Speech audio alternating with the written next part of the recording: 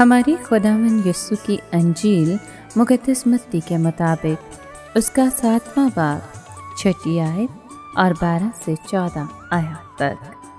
ایک دن یسوع نے اپنے شاگردوں سے کہا، پاک چیز کتوں کو مت دو اور اپنے موتی سوروں کے آگے نہ ڈالو، ایسا نہ ہو کہ وہ انہیں پامال کریں اور پھر کر تمہیں پھاڑیں۔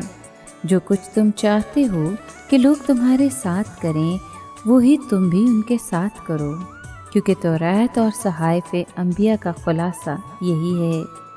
تنگ دروازے سے داخل ہو، کیونکہ چوڑا ہے وہ دروازہ اور کشادہ ہے وہ راستہ جو ہلاکت کو پہنچاتا ہے، اور بہت ہیں جو اس میں داخل ہوتے ہیں۔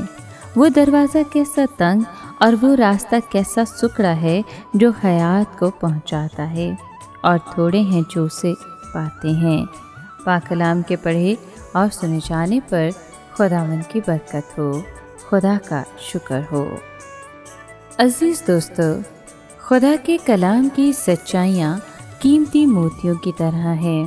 جس طرح جانور موتیوں کی قدر نہیں کرتے، اسی طرح کچھ لوگ پاک کلام کی سچائیوں کی قدر نہیں کرتے۔ اس کے بعد مسیح یسوع نے یہ اہم اصول دیا کہ جیسا سلوک آپ چاہتے ہیں کہ لوگ آپ کے ساتھ کریں، آپ بھی ان کے ساتھ ویسا ہی سلوک کریں۔ بلا شبہ ہم سب کو اس اصول پر عمل کرنا چاہیے، لیکن ایسا کرنا ہمیشہ آسان نہیں ہوتا، جیسا کہ یسوع مسیح کی اس بات سے ظاہر ہوتا ہے کہ چھوٹے دروازے سے داخل ہوں، کیونکہ وہ دروازہ بڑا ہے اور وہ راستہ کھلا ہے جو تباہی کی طرف لے جاتا ہے، اور اس پر بہت سے لوگ چلتے ہیں، جبکہ وہ دروازہ چھوٹا ہے اور وہ راستہ تنگ ہے جو زندگی کی طرف لے جاتا ہے، اور اس پر کم لوگ چلتے ہیں۔